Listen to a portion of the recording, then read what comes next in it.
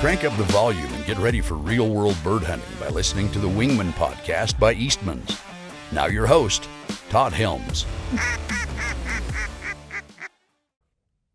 This episode's brought to you by Federal Premium Ammunition.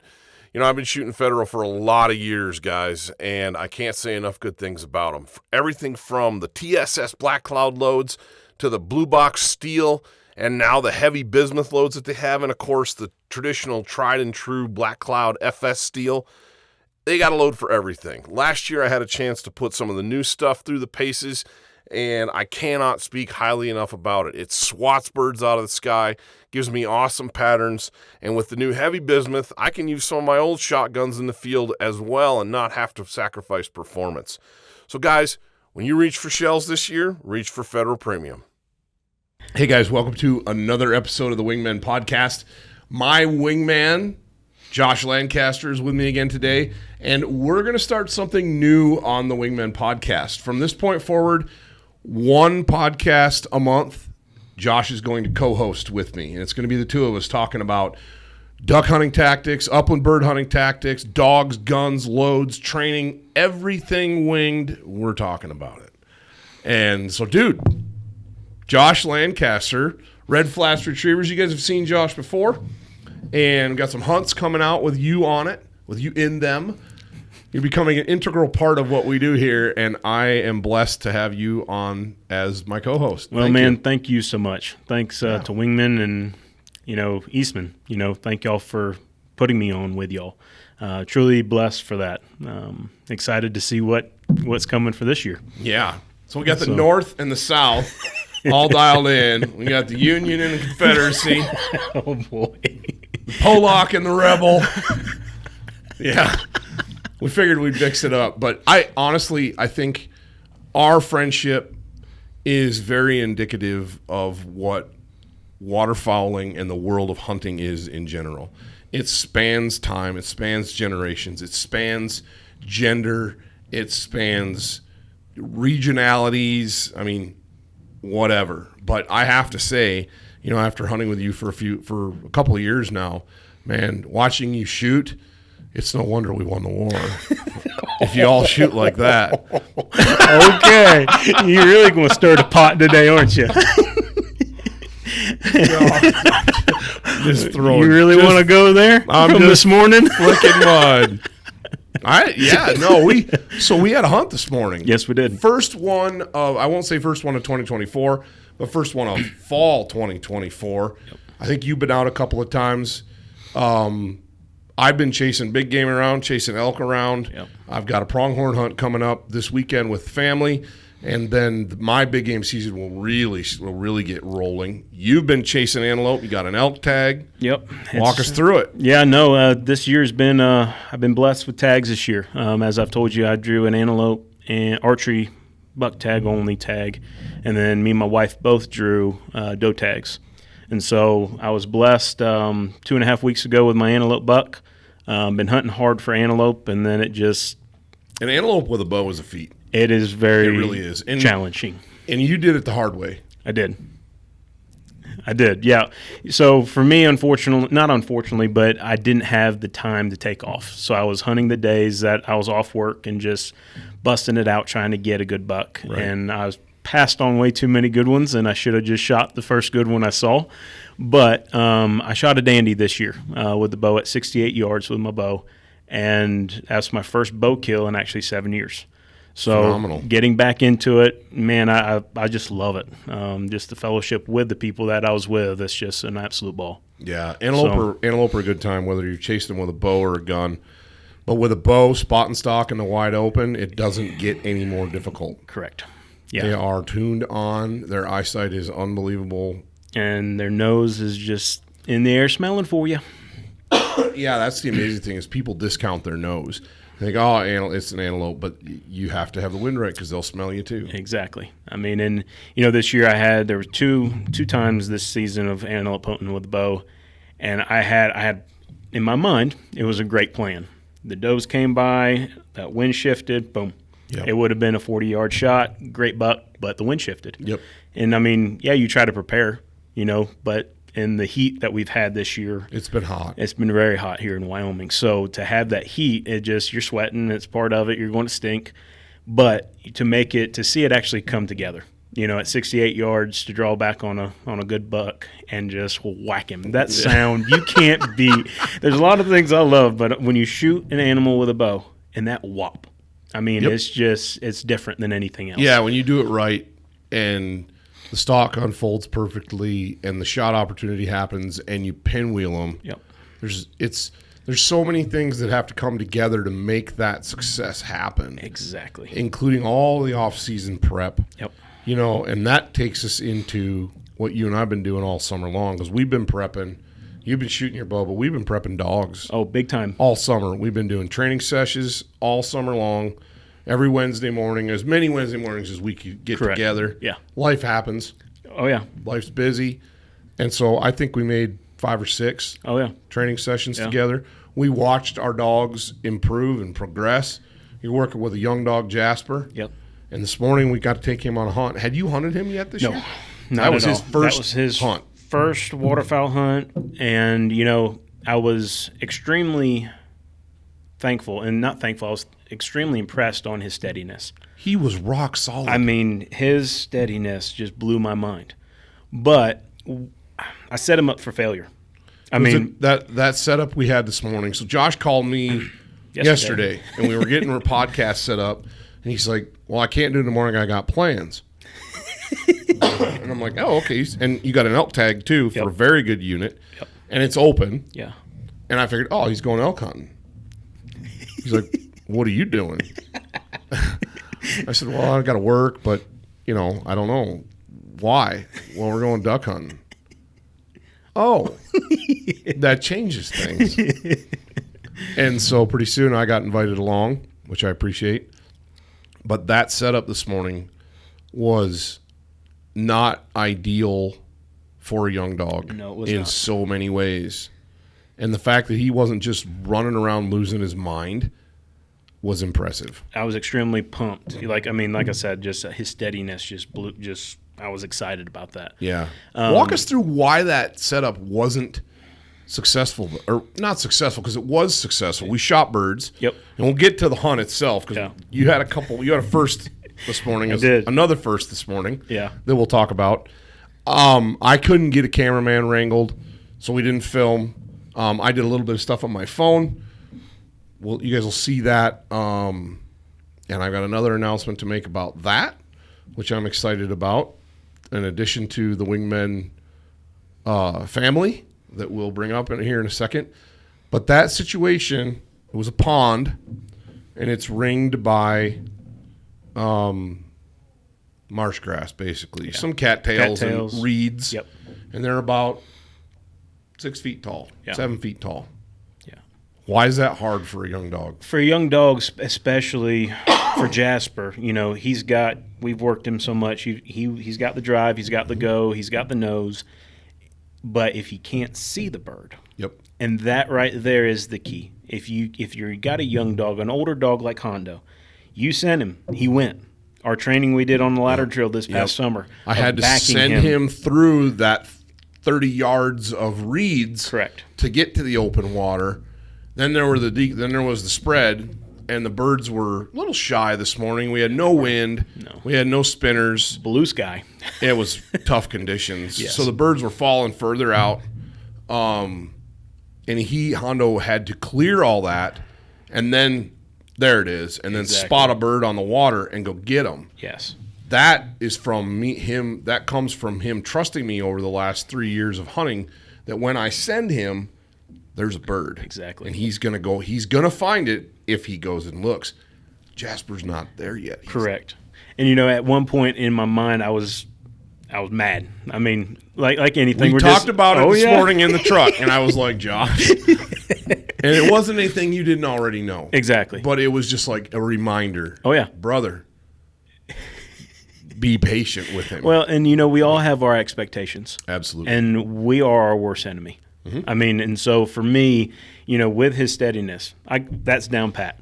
I need to now focus on the finishing of the tools that I've given him and pushing him to that next level. Yep. But, I'd send him. he'd get past the reeds and be just like, oh, look at all this. And I mean, did he grab a decoy?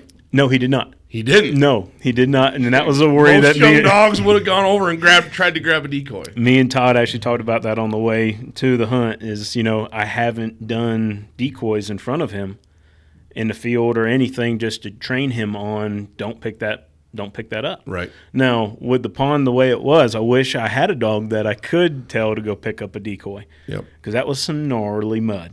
It was thick. It was thick. You guys were out there thrashing around. Josh tells me, I said, you need me to wear waders? Nah, I got waders. We're good. I'm the only one without waders. I'm over there. This is like a guided hunt for me. I'm just sitting over there in my knee-high rubber lacrosse boots, just sitting there hanging out. And that's what I wanted. Yeah, no, it was fun, but tough situation for a young dog. For sure. And, after I'd sent him on that one or two that I tried, I thought to myself, and I almost brought my other dog, Dara, my Finnish dog, just as, they work great together. Hondo and Dara worked great together. Yep. What's having another dog? And I'm kicking myself now because I should have brought her. But it's part of it. You can't, if you have divided attention, you're not going to put the focus where it needs to go. Correct. And if you had Dara there, your focus would have been on not solely on Jasper. Correct. And I think it was valuable for him to be there. Yeah. He got to experience the gunfire. Oh, yeah. He got to experience, pardon me, he got to experience birds being around. He got to experience being steady and still in a hunting scenario where guys are excited. Exactly, yeah. Your dog feeds off your excitement. And I remember the first time that I took Hondo on, this is the dedicated hunt. Yeah. We had Mr. Tyler. I had Mr. Tyler with me, and that was it. Gotcha. It was me and him. Yeah. And all I was doing was focusing on Hondo. Exactly. I didn't shoot at all. Tyler shot 5 Drake Mallards that morning. Hondo fetched them all. He was steady. I think he broke once. Mm-hmm. But I knew that I had to have that. You were focusing on... So the next time we went out, a little late, well, maybe not the next time, but a little later in the season, we had all the kids with us. It was chaos. And Hondo responded accordingly. He was feeding on that energy. Oh, yeah. And so hard for a young dog. No, 100%. And with him being 16 months old, a year and a half, I'm just pumped to where he's at. Absolutely. So, very content. Absolutely. Where he is and to see where he's going to go in the future. The retrieving of the birds will come. Yes. Because he's going to pick up birds. Yep. I'm sure you kept one of them birds whole. I did. That we killed this morning. Yep. To work with him, put it in the freezer, work with him so he gets to feel those feathers in his mouth. Exactly. And figures out how to hold them. Well, and the coolest thing, so we had 2 birds that sailed a little bit, and we went and found them at the end of the hunt. And you actually made Hondo tote it all the way back. Yep. And I made Jasper tote the duck all the way back. And never dropped it. Jasper never dropped it once. Nope. Once that expectation is set, I need you to hold on to that bird. Exactly. Hondo had a little bit of the dropsies this morning. He come out of the water and want to shake. Yep. And he'd bring me a bird and he'd drop it at my feet. And I'm like, no, sir. Mm-hmm. You bring me that bird, you heal, and I'm going to take it from you like a gentleman. Exactly. People might think, listen to this, that's, why did the bird just bring you that's kind of splitting hairs, man. He did his job. I've had birds escape that were crippled, that a dog dropped, that hit the ground and flew away. Mm-hmm. And especially pheasants, upland. Yes. 90% of the birds aren't dead all the way. Well, maybe when you shoot them. When I shoot them, they're stone dead. Okay, you're really going to tee off on that today. Federal premium, dude. It just stones birds. We'll get you coming around. No more cheap shells for. They've never hurt before, Bubba. They've never hurt before. No, it was. I was I couldn't see you very well. But I could, in the first one, oh my gosh, birds wheeled in. You guys tore into these, and I didn't shoot because the birds were all over. We're kind of spread out a little bit, and first birds wheeled in. You guys tore into them, killed a couple, and they're out on the water. And Hondo breaks, just, and I got caught in the moment. I was like watching you guys shoot the birds, and all of a sudden there was my dog, and I went, oh, I should have been paying attention, and been ready. It worked out because I had said I want Jasper to get the first crack. Well, that went out the window real fast. It sure did. And the thing is though, they're going to fail us. I hate to say that. At all the dogs, doesn't matter what level, what breeding, what anything, they're going to fail. And so for us to be able to condition ourselves, as you encouraging me this morning, Josh, kind of back it off a little bit, dude, because, I had high expectations. Yeah, you were why wouldn't you? And it's no different. You put your heart and soul into this dog all summer long. Yeah. Of course your expectations are going to be high. So, but it's good to have the encouragement from you of when it falls apart, that your encouragement to me is, hey, it's okay, relax. Yeah. And that is a huge thing for me, because it's not just about the killing, it's not just about the dogs, it's about the fellowship we have together. Absolutely. I agree 100%. And this morning's hunt was with a couple of your friends that I guess I'd met Sam, but I didn't realize who he was until the sunlight came up, and then I'm like, okay, now I know who you are. And but I got to meet a couple like-minded fellas, and we had a good time, and that's the beauty. That goes back to the beauty of bird hunting. Yes. Hunting in general is, it's for any ladies listening to this, I'm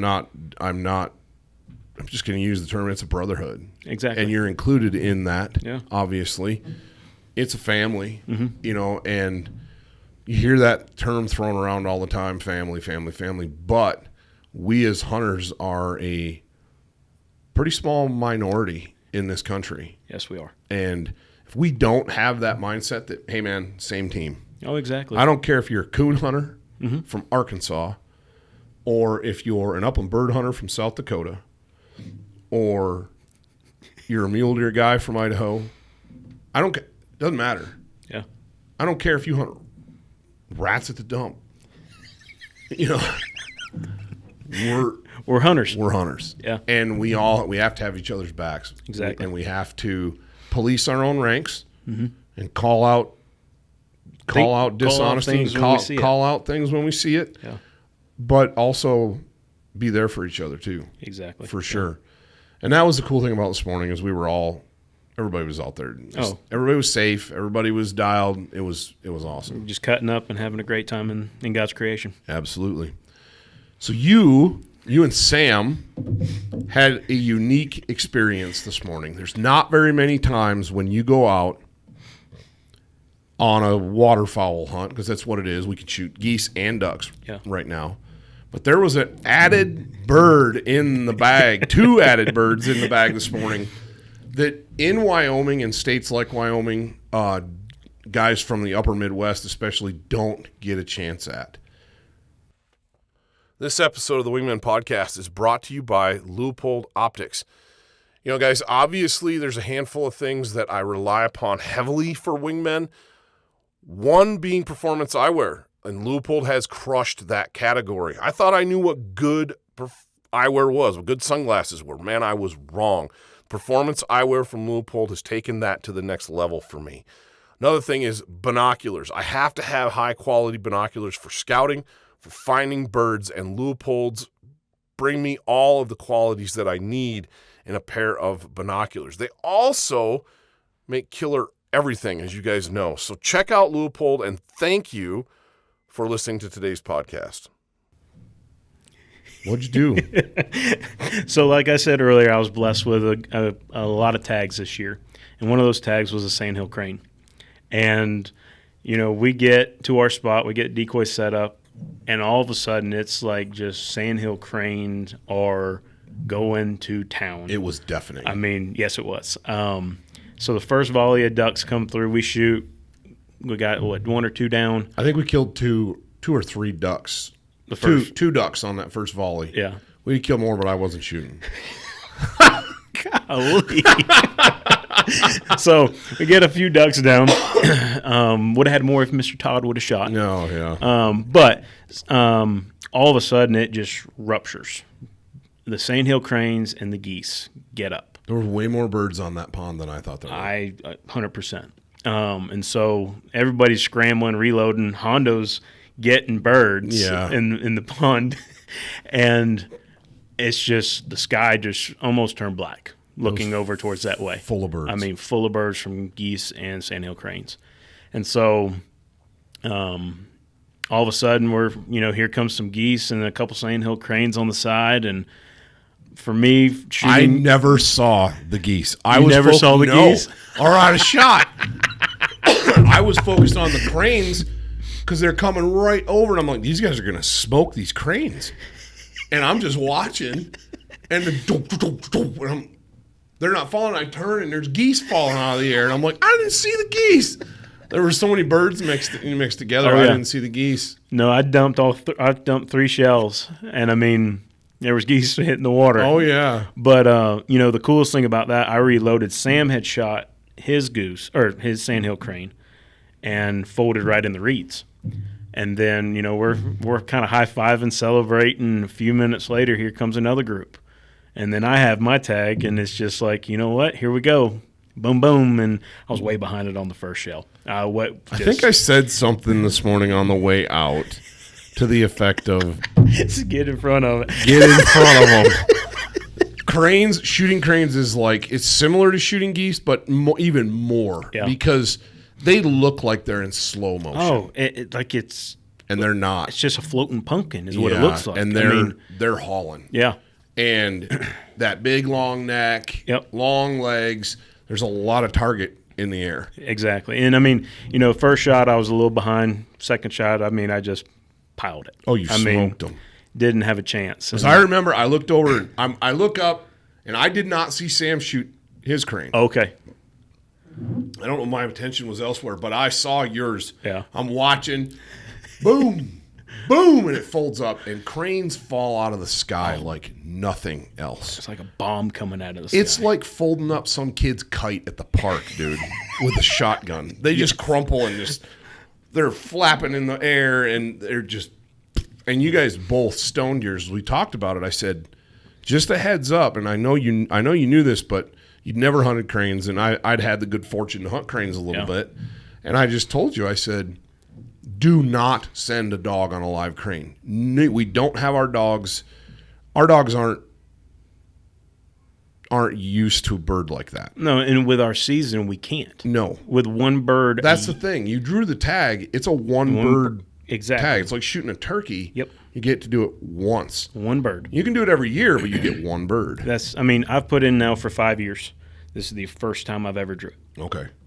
So, I mean, I don't know. I know in other places that it's 5 per day or something I think like in that. Oklahoma we could shoot 5. Yeah. I mean, so any different places it's different, but for Wyoming it's 1. Right. And it's just, and a lot of people would set decoys up for them. Yep. And shoot them in a field. And just. And I'm telling you, I'm here to tell you, man, that is not as easy as you think. Oh, no. They're hard to call. Mm-hmm. And there's going to be guys listening to this that'll be like, what are you talking about? We call them in, and I'm like, good for you. My experience in Oklahoma was different. It was the last couple days of the season.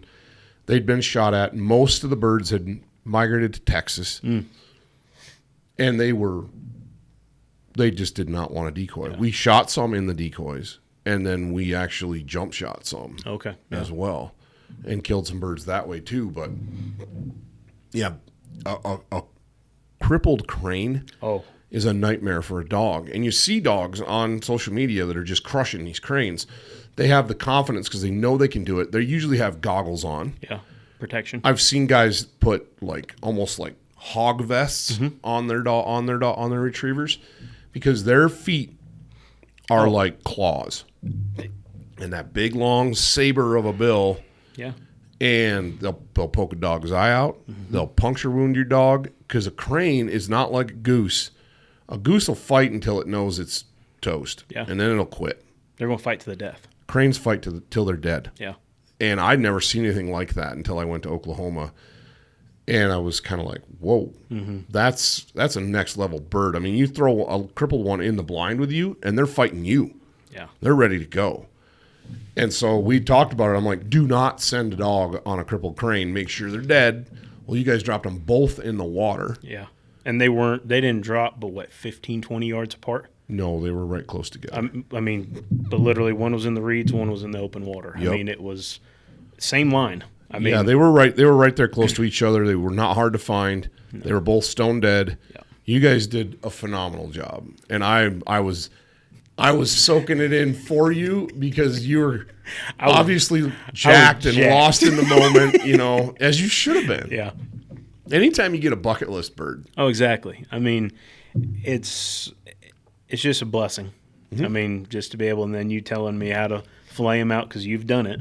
You're going to enjoy them for tonight. You're going to enjoy them. It's going to hopefully be bread and butter. They're more like eating steak off of a bird than anything else that you'll ever have. And I'd always heard that they were good, and I'd never had the opportunity to eat one until I went to Oklahoma. Mm-hmm. And we were kind of DIYing it, semi-guided. It was kind of weird, but there was one of the cook was there, and he showed me how to do it. Gotcha. And I tell you what, you trim all that silver skin off, get it so it's just meat, no tissue on it or anything, and then, basically butterfly it. Yeah.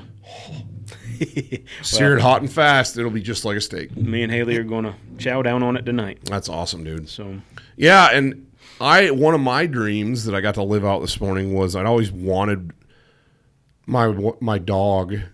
One of my dogs to have an opportunity to retrieve a crane. Yeah. Growing up in Michigan, we couldn't hunt them, and we had thousands of them around every fall, but we couldn't hunt them, and so I never got to experience that. And when I went to Oklahoma, I didn't take one of my dogs, and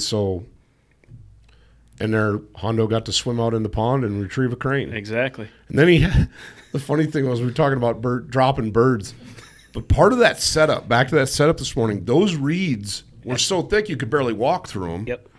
Couldn't really walk through them. So a dog's trying to bring birds back through those. Especially a sandhill crane. Oh, my goodness. And their wings are hanging up, and he got it to the water, and I think he just, gave it to you, basically, which I'm like, perfect. And then I placed it and made him fetch it. And so I'm like, yeah, dude, I want to see you carry one of these things, and wings and legs and neck and – so that was pretty cool too, but just interesting, to watch you guys do that, to kind of be a fly on the wall and watch those cranes fold up. It's so fun. Oh, it's and a lot of thing with waterfowl, and this as better as anybody, the watching other people's joy. Mm-hmm. I mean, with kids, when I was taking kids back in the day, of just watching these kids just light up and just excitement of they actually succeeded in what they're trying to do. Yep. No different with us today. I mean, absolutely. I was jacked like I just shot a 360 bull. I mean, I was jacked. Yep. I mean, but I'm a water guy. I love waterfowl. Oh, yeah. Love birds. Oh, yeah. Hunting birds is – we're so blessed here in Wyoming. We are. Because – don't tell everybody. Well, sorry. The privileges of being a resident, I should say, because Wyoming's not for everybody. No, it's not. The state is not a bird hunting destination across the board. No. There's little places here and there, and because they're localized, the hunting can be very congested with people because the opportunity is very in small pockets. And all the public is just getting hammered. Pounded. Yeah. Like it is any place. Exactly. Like it is any place.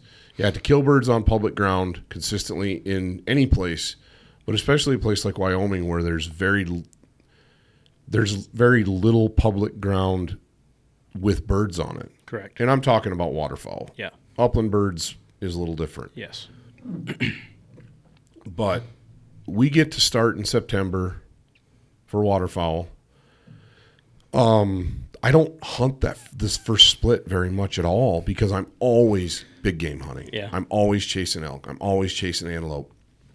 Later on, I'm chasing deer. Mm-hmm. I don't really focus on a lot of waterfowl hunting until December, January, and February. Yeah. And so to go out and not be having to wear, look like the Michelin Man out there to stay warm. I think I had uninsulated pants, lacrosse rubber boots on. I had my Cryptek Valhalla pants on, which are real lightweight. I had, I think, this Leupold T-shirt and then Your hoodie. a Cryptek hoodie and a Cryptek jacket. Yeah. Over the top. That's Yeah. all I had on, and I was like, man, this is kind of nice, Not freezing. There were no you behind. mosquitoes. No, there wasn't. And with our weather we've been having, it's been warm, and then we had a couple of days that it was cool. But birds are here. I mean, yeah, this first split, you hear it from the guys that are diehard that do like to hunt the first split. Yeah. And there's always a first push. Mm-hmm. That first push of molt migrator geese is here. Yes. And we are getting to have more and more and more resident birds, which I don't know if you filled out your Wyoming waterfowl survey, but one of the questions on the waterfowl survey was, would you support or be in favor of an early goose season in September I did not see that. in Wyoming? And I was like, yeah, one more opportunity. Of course, I'm always the guy, as I'm finishing up my fly fishing guiding, my trout guiding in August, in the first week or two of September, I'm watching the blue-winged teal flights on the rivers, and I'm going, dude, there's blue-winged teal everywhere. And we don't get to hunt them because by the time our season comes, They're gone. Most of those blue-wingers are gone. Because the ones we killed today were green. We shot green-winged teal this morning. We shot green-winged teal, widgeon, a ringneck, 5 geese. And a mallard. A mallard. Quite a few mallards. Yeah. A lot of eclipse drakes still, but there were a couple drakes that you could look and go, oh, yeah, that's a drake. No, 100%. So there's opportunity there. It's kind of fun to be able to get out early and do some of that stuff. It's hard on the Wingman side of things being a part of Eastmans because most of our resources camera-wise are allocated towards big game in September and October, rightfully so. Yep. That's our bread and butter. And so didn't film this morning. That was okay. Yeah. It kind of takes some of the pressure off, too, when you're not having to film a hunt. It's kind of enjoyable. But especially for my shooting. Yeah. You said it. I did. No, I was actually pleasantly surprised with how everybody shot. It seems like the first couple hunts of the year, everybody's a little rusty. Oh, yeah. Doesn't matter how much trap you shoot, how much skeet you shoot, or sporting clays, you're going to be rusty on those first couple of birds, it seems like. And everybody shot well. Yeah. I had the opportunity this morning to put the new Weatherby SORIX shotgun through the paces. And I'm just gonna go ahead and make the announcement. We are now affiliated, partnered with Weatherby. You guys will see in the hunts that we'll be doing this year, we'll be hunting with Weatherby shotguns across the board. And I'm excited for it. Yeah. That I got the opportunity to go over to Sheridan in August with Brandon Mason, and we shot all of the new Weatherby shotguns. I shot the SORIX at Weatherby's facility, and I was like, wow, this is an impressive shotgun. There's some super cool features. I'm recording a gear review on the SORIX on Friday morning of this week, so that will be out shortly on the YouTube channel. And it will be, I'm excited to talk about the SORIX with you guys. It's a phenomenal shotgun. It's an Italian-made shotgun that just functions flawlessly. I shot a lot of rounds through them over in Sheridan in almost 100-degree heat and had 0 malfunctions. And we were shooting light target loads. Mm-hmm. So this morning I was shooting Federal Premium Heavy Bismuth 3-inch 3s.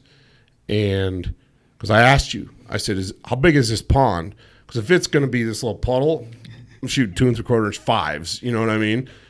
But you're like, no, it's a big pond. Yeah. So I thought, okay, shot's probably going to be a little long. I'm going to go with 3-inch 3s. Enough for geese. I can reach out and smack a duck. And, dude, that combo. Oh, man. Just whapped birds. I shot 2 geese this morning. I sailed one because I shot him in the butt. I got a thing about shooting geese in the tail feathers. I don't know what it is. If they're coming right at me, I just fold them up. It's like, okay.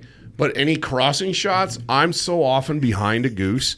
And if I miss them, I'm behind them. I'm not swinging far enough. I'm not swinging through the bird and killing them. But the first one was kind of one of those high house station number 8. was right over your head, and I'm like, block him out. Boom! And he was up there. Yeah. But we were, that situation this morning, because we had no wind, we had the way the pond laid, the way we had to hide, or the place that we had to set up, the birds didn't really want to decoy. They wanted to be on the other side of the pond where it was just cattails and no brush. Yeah. We couldn't be over there because the water's armpit deep or over your head, mud, and we didn't have boats. So we had to set up where we did. And we had some long shooting because of it. We had some ducks decoy and do it how you want it. But if we were only shooting decoying ducks, we probably would have killed 2. Yeah. We wouldn't have shot sandhill cranes or they're the geese. They're giving us that look. Yeah. The ducks were giving us that flyby, looking at the decoys, and it's like, okay, it's not the X. I mean, we couldn't be exactly where they wanted to be, so we kind of had to take what we were given. Exactly. And in that opportunity, that opportunity, you look at geese that are coming over, and it's like, okay, 40 yards, 50 yards, maybe 60. Well, shooting federal premium like I have for these last 6-7 years, really my whole life, but especially the last few years, those shot shells are so lethal that I have no qualms taking a 50-yard shot. No. And so that first goose was probably 50, 60 up. Boom. And I folded him. Yeah. Just folded him. It was the first shot out of the SORIX on game for me. I'm a believer. I like it. I like the way the gun fits. I like the way that it's completely configurable to the user with shims and different ability to change the fit and feel. Super awesome shotgun. Yeah. There's a lot I could talk about the Weatherby SORIX. And then I was shooting the Weatherby 18i today. Yep. You know, I've had that gun. It's a great gun. Shoots well. Point's phenomenal. I mean, great gun all around. So. Yeah. No, Weatherby's stable as shotguns. I love the fact that, first of all, they shoot. They go bang and they kill stuff, which is the number one most important thing a shotgun's got to do. And number 2, they don't break the bank. No, they do not. Weatherby has, in the 18i line, they have an 18i limited that's like $3,000. Yeah. It's AAA Claro walnut or AA Claro walnut. It's gold it's gold etched. It's got gold inlays. I mean, it's gorgeous. Yeah. It's gorgeous. And talking to Adam Weatherby about that gun in particular, he's like, hey, life's too short to hunt with an ugly gun. You know, and so, okay.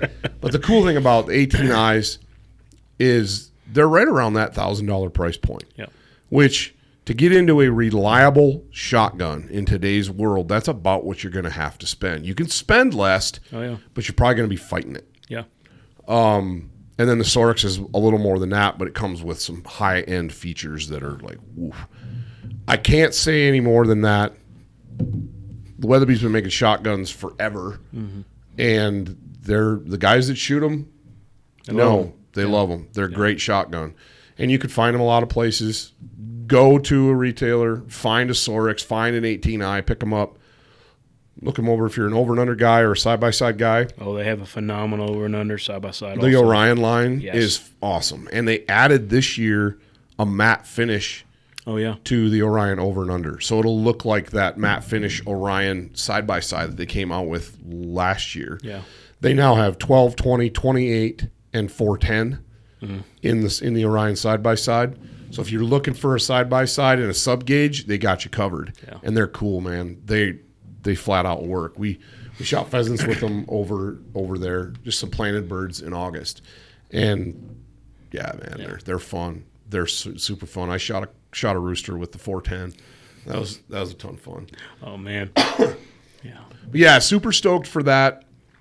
Super stoked about the hunt we had this morning and all the hunts, God willing, that we're going to have coming up this year. Yeah, I am excited to watch Jasper come into his own, because like you said, when we get him someplace where he can see what's going on, there's zero doubt in my mind he's going to go just hammer it. Yeah.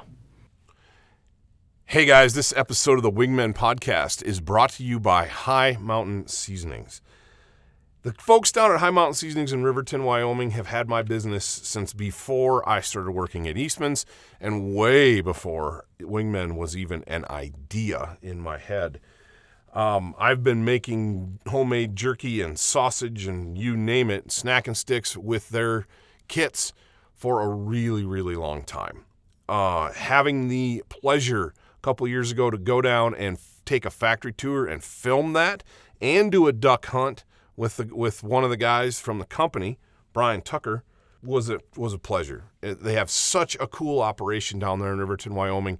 And to think that their product from little old Riverton spreads out all over the country and into Canada is mind-blowing. I know they do business internationally as well, but it's incredible to me. I can go in so many different places, from the local grocery store to any of the big box sporting goods stores, and find that product. I can go in, I can grab a box, I can take it home, and I can, within 48 hours or 72 hours, I can have some of the best goose jerky known to man. I can put that on a plate, and you wouldn't know it's goose. I mean, a lot of guys be like, wow, this is amazing venison jerky. And it's like, hey, thanks. Yeah, you're eating goose. Like, what? This is goose? Thank you, High Mountain Seasonings. It's not just jerky kits, though, that those guys do. They have a whole ton of products. So I would recommend that you go over to highmountainjerky.com and check out the full assortment of products that they've got down there in Riverton, Wyoming. No, and that is an exciting portion. You know, it's not just for both of us with our dogs. It's not about the killing. Now, do we need to shoot birds so the dogs can work? But it's absolutely. to see what all the work we've put in these dogs to see them succeed. Mm-hmm. And that is just the biggest joy, other than the fellowship with one another, in my opinion, is seeing the dog succeed. Absolutely. So yeah, no, absolutely. It's so important to have success, to hunt, and you learn on your hunts all those different things. You know, one of the things that we noticed right away this morning, you asked me last night, dude, do you have any spinners? Well, I just alluded to the fact a minute ago. No, I didn't allude to it. I plain flat said it. I usually don't hunt until November or December. Yeah. My spinners are buried in the Wingmen storage unit with all of the other decoys. I haven't gotten anything out, anything around, because I've been totally focused on big game. Yeah. And same with me. I mean, my spinners are like, they're buried. I think I can find them. Yeah. And then my spinners were broken. Yeah, and we didn't have spinners this morning. Yeah. And that hurt us. Yeah. There's times, like on the river, and I'm interested to get your opinion about this, because guys noticed that about our videos. Mm-hmm. Like, you guys don't use spinners. And I'm a big believer that if you're hunting water where there's lots of movement, mm-hmm. and your decoys are mm-hmm. moving around, you don't need a spinner. And I'll put one out, or I'll put a couple out. Here's the other thing. You see everybody running a spinner, mm-hmm. not 6 spinners. Correct. And if you're going to run spinners, in my opinion, in today's world, you got to run at least 3. Yeah. If not more. You know, and it's like you just said, opinion.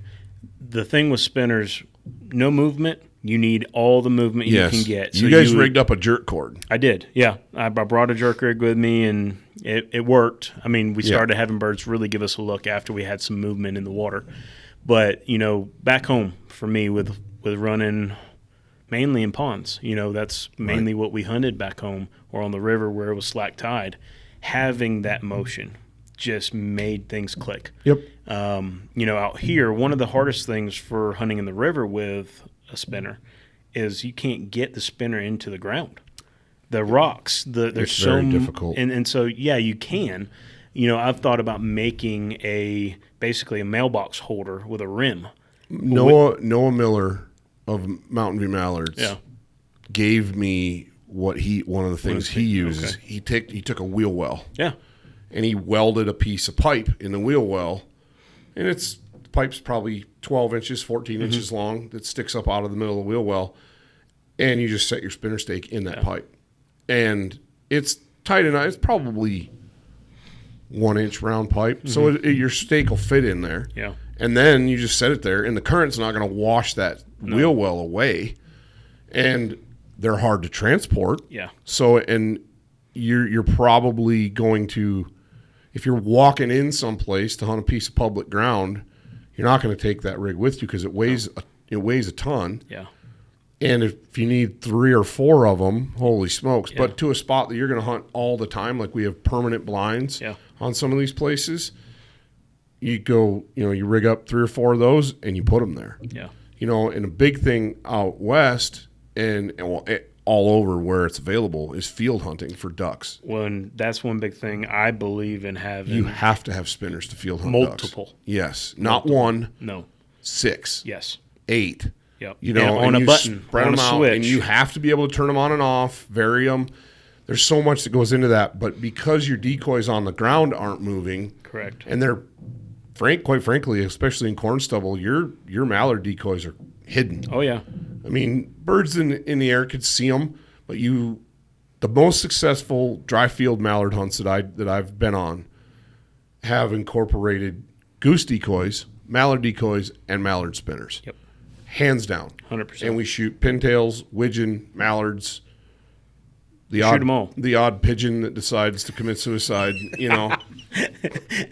But you have to have those things. And I think that would have turned the tide for us. I think even one spinner this morning. Mm-hmm. I think even better that a spinner would have been like pulsator butts. Yeah. Moving that water. Where they're moving that water. Yeah. And then maybe a flapper or 2, the ones that sit on the water. Yeah. It goes back to how much gear can you haul in? How much gear can you afford? How much gear can you justify? There's a lot of variables in it, but to be successful, consistently, we would have shot limits of mallards this morning if we would have had motion in those decoys beyond just a jerk cord. Yeah. And it's just the way it was. Yep. There's probably people listening to this going, you guys are idiots. You don't know what you're doing. Well, we were idiots this morning on that front. Yes. Because I wasn't prepared. We threw this together yesterday. Yeah. It was not, I got off work at 7 o'clock. I got home, got my gear ready. Yep. Found my broken spinners, and I'm like, well, I'm kind of shot there. I did, and you texted me, and I was like, no, I can't. Sorry. Yeah. And we needed them. We needed did. some sort of motion because, like you said, there was no wind this morning. That pond was glass. Yes. And it was right up until we left. Yeah. So it was tough. The mallards all wanted to land out in the middle, which is pretty typical. You get mallards on a big pond like that. They want to land in the middle where they're safe, and then they filter to the edges. Yep. Yeah, so it was a little difficult. I think going back and hunting that more as the season progresses and we get some birds and some fresh birds, you had the idea of, I think we need to set up over here or have a couple, and I agree with you 100%. Where that pond next down. Yep. So we're kind of getting into strategy here. Exactly. Where that pond next down, we were sitting, it's kind of shaped like a light bulb. Yes, it is. Yep. And we were sitting in the fat end of the light bulb. On the corner. The big end, Yep. kind of in the corner. We didn't have any other option. No. In hindsight, we probably should have set up in the bottleneck. Correct. A lot of birds flew up into that bottleneck. And, hindsight's 20/20, right? Yeah. But moving forward, the next time you hunt it. I'm going to hunt the bottleneck. I'm going to hunt the bottom And there's end. cover there. There is, yeah. We Because walked right through it. One of the things that I noticed, sitting where I was sitting, I could see you guys, and Randy was hidden in a Russian olive. Sam was hidden because he had a Russian olive. You were sitting in the reeds, and you stuck out like Did a I? sore thumb. Yes. And because you think when you walk out in it and the reeds are this tall, you're like, cool, we're good. And any low birds, you're hidden completely from. But all these birds this morning came in high and dropped down in, and there's no doubt in my mind that they were picking us out. Picking me out then. No, I think they were picking us all out. We did have the advantage that the birds were coming into the sun, which helped, but we were in the shadow. And when you're in the shadow, that any lighter color just sticks out. And I could see your face like a beacon. Gotcha. And I thought, guaranteed we all look the same way. It's not just you. Yeah. We all, to birds, they're spotting us.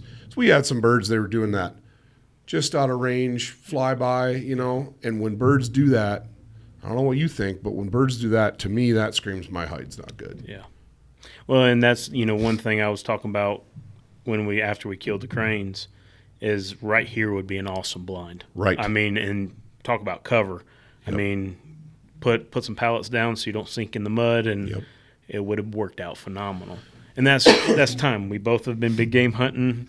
We're behind the schedule. Yes. I mean, admittedly so. Yeah. Oh, 100%. Admittedly so. And I think a big part of building yourself into a successful waterfowler is learning from those hunts like we had this morning and going, yeah, we had fun. Yeah. And we killed birds, but man, we could have killed a lot more birds. And we should have killed a lot more birds if we'd have done this, and this. Exactly. Being able to objectively look at a hunt in your rear view and go, should have done it this way. Yeah, my hide wasn't great, or ooh, I should have had my spinners ready, or I need to get a couple of pulsar butts. Just little things like that, and being honest with yourself. Oh yeah. Instead of stupid birds just didn't want to work. Yeah. Well, they're birds, man. Oh yeah, exactly. Anyway, that and another thing I'll add to that is my calling. I was rusty. I had a couple of notes that I was just, oh boy. Yep, I hit a couple too, and I'm like, ew, that's sour. I'm out of, and I've blown my calls a little this summer, but not enough. Man, when I was a kid and a teenager, and even back in college, I was that dude you'd see driving down the highway in his truck. Oh yeah, just going to town, wailing on the calls, and I just don't do it anymore. No. I got 3 little kids. I got a demanding professional schedule.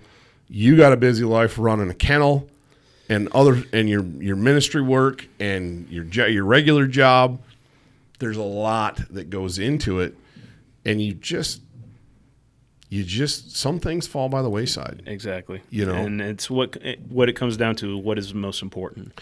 Taking my kids fishing, taking my kids to elk camp, exactly. Taking my kids to the county fair. It's not about limits. It's not about limits anymore. No. It was at one point for me. 100%. And people got you young guys listening to this, or you guys getting into it and starting to get good at it. Dude, chase the limits. Yeah. Go for it. There's different stages in the life of every hunter. At first, you just want to go. Mm-hmm. And then you just want to get something. Yep. And then you want to get lots of something. And then you want to get a certain type of something. And then you want to do a certain way. Yeah. That's where I'm at. I'm at the point where I want to shoot. When I shoot my birds, I want to shoot them a certain way, or with certain people, or with people that I enjoy spending time with, because it's about the experience now for me. Correct. At this stage of life. When I was in my 20s, it was about piles. Yeah. Oh yeah. Making piles, and we burned a lot of gas, wore out a lot of tires, and we killed a lot of birds. I'm not that mad at them anymore, Josh. No. And I mean, and that's just how each hunter that's out there, it's no different with deer, elk, wherever you're from, turkeys, hogs, right? Whatever it is, there's going to come a point that it's not as important. It's me and you went elk hunting, opening day out here. Yeah, had a good time. Had a great time. Heard some elk.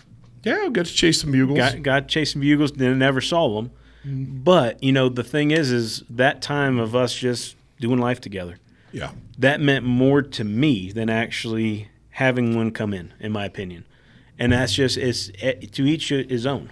We all have our thing, and that's why I think both of us love the waterfowl. Because it's not, be quiet. We can cackle and laugh, and that's more important to me than actually whacking an elk. And you said it. You hit the nail on the head, man, when you said to each his own, or their own, because I guarantee there's going to be dudes listening to this that are going to be turned off by that statement. Yeah, you're like, well, that's why you weren't successful, because you didn't dedicate.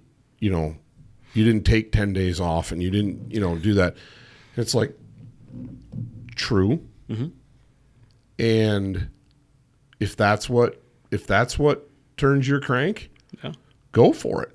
If being by yourself in the backcountry chasing velvet mule deer for 15 days straight is your bag, dude, more power to you. Exactly. I'm going to applaud you and applaud your effort. And honestly, that's what I'm chasing a lot of this time of year. Is I'm chasing stories for the hunting journals, for Eastman's hunting and bow hunting journals, and watching other people's success and then listening to their stories. There's guys like Dan Picard or like Brian Barney or Sam Davis who are consistently successful. And I could add lots of names to that list who are consistently successful elk hunters, deer hunters, big game guys. And the one thing that they all have in common is they have a singular focus when they are on that hunt. Dude, good for you. Exactly. Good for you. And I know all of them. All the guys I just listed I know quite well, a couple of them very well, and they bust their butts the whole rest of the year to make sure the family's taken care of and that their job's squared away. They're not slacking. No. They're setting themselves up to be successful so they can go all in that moment. And quite honestly, to kill the caliber of bull elk that Dan and Brian and Sam kill and experience that level of bow hunting success every year, it takes that single-mindedness. Oh, yeah, 100%. Totally takes that single-mindedness. I'm not there. Yeah. I just got back from 7 days in a wall tent camp in the mountains of southern Wyoming chasing elk. And I was hunting solo. I had 2 hunts where my 9-year-old daughter was with me. She got a bull to bugle back at her. That was pretty cool. Awesome. It's those little things, you know. Yeah. And I had 4. I worked 4 bulls. I hunted for 5 days. 5 out of that 7, I hunted hard. And the conditions were rough. It was hot. It was dry. And I had 4 where I was in tight. I was actually in bow range of 4 different bulls. The country I was in is very thick, and I didn't have shots. Yeah. Okay. I'm cool with that. Kind of stings a little bit because you look forward to that, you know. But if my life revolved around killing elk, You'd still be there. I wouldn't have taken my family. Yeah. And I would have missed out on s'mores around the campfire at night. Because quite honestly, I'd get to the point in the evening where I knew in that last 30 minutes or so, I'm not on a bull. There's nothing bugling. It's dead quiet. And my mind starts drifting back to camp. And it starts drifting back to helping my wife put the kids to bed. Those last moments that the kids are awake before they go to bed. And then the hour and a half after they're asleep, sitting by the campfire talking with my wife. That's elk camp to me. Or doing it with a bunch of buddies. That element of it. I love that stuff. But that's why I'm not a single-minded, uber-focused big game hunter. I like to hunt, period, and all of the things that come into it. And what you said about, you know, being with guys, being with family, being with friends. That's what it's about, and that's why I love bird hunting. I don't care if it's upland bird hunting or waterfowl. I love that. Yeah. I love that. Just having the camaraderie. Yep. I mean, and that's what it all boils down to. If you haven't ever been in the field or in a blind, do it. Go have fun. Get some buddies together and go. Yep. Because it can change your life. Yep. Yeah, it's what brought you and I together. Exactly. You know, and we come from completely different parts of the country, but we have the same passion. We do, and in a lot of different areas. Yes.